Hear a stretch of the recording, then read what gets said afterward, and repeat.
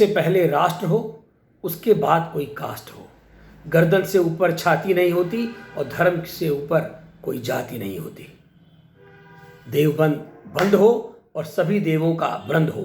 इन्हीं मांगों को लेकर के हम सब चिंतन करते रहते हैं और आज यह सब सोच, सकारात्मक सोच और एक हिंदू जनमानस, हिंदू तनमन, हिंदू सोच, हमारा हिंदू जीवन, सनातन सोच को पैदा करने का काम और दृढ़ करने का काम, हम सब के हृदय में एकजुटता पैदा करने का काम आज हम सब के परम आदरणीय यशस्वी प्रधानमंत्री नरेंद्र मोदी जी ने किया है। और उसी में एक और परिचय उन्होंने आज जोड़ दिया। जब अपनी माता के निधन के वक्त सुबह 6 बजे उनका ट्वीट हम सब ने देखा और हम सब चिंतन कर रहे हैं, तब तक उन्होंने एक ऐसा फरमान जारी किया कि उसको पूरी सादगी के साथ, परिवार लोगों के साथ, बिना किसी दिखावे के, बिना किसी भीड़ भाड़ के, उसको, अपनी माता को पूरे तन में, उनके परिवार और उनके भाई, उनके परिवार के लोग उसमें रहेंगे। और एक सादगी के साथ उन्होंने मुखाग्नि देने का काम किया। मुखाग्नि देने के तुरंत बाद वह अपने कार्य में लगे।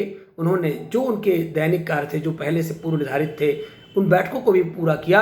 यद्यपि हम सब ने देखा कि शाम तक उन्होंने, चाहे वो ट्वीट किया हो, चाहे उन्होंने अपना जो स्पीच रखी है, सब में उनके आंखों में अश्रु भरे हुए थे।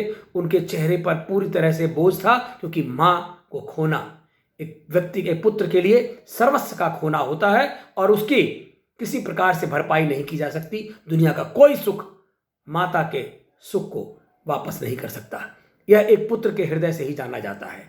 और एक साधुता का परिचय दिया उन्होंने। और जिस बड़े से बड़े लोगों को अपने आचरण से जो परिचय देना चाहिए, जो एक सीख देनी चाहिए, वह सीख सिखाने का काम, दिखाने का काम न केवल भारत को, तमाम अन्य बड़े नेताओं को दिया, बल्कि जो विश्व में अन्य देशों के लोग हमारे सनातन पे प्रश्न उठाते हैं कि यह बहुत आडंबर और बहुत ढकोसले, बहुत दिखावेबाजी का ये कार्य है, उनका भी जुबान बंद करने का काम किया।